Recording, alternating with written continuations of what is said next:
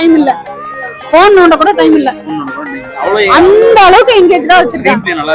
ஆமா, screen play, direction, every second வந்து second பார்ட்ல வந்து அவ்வளவு எங்கேஜ்டா வச்சிருந்தாங்க.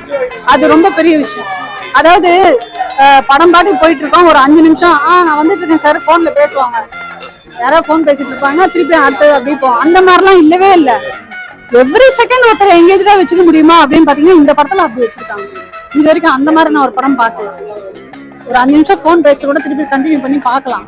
பட் இங்க அப்படி இல்லவே இல்லை. எவ்ரி சீன் வந்து நம்ம பார்த்துதான் ஆகணும்ன்ற மாதிரி அப்படி எங்கேஜா கொண்டு போயிருக்காங்க. அவர் மகிஷாசுர மர்தினி மாதிரி 2 ஃபைட் காமிக்கிறாங்க, சூப்பரா இருக்கு.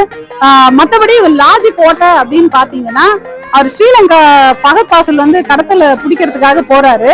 ஆனா பார்டர் தாண்டும் போது ஸ்ரீலங்கால வந்து பிஷிங் போட்டு மட்டும் அலௌடுன்னு சொல்றாங்க.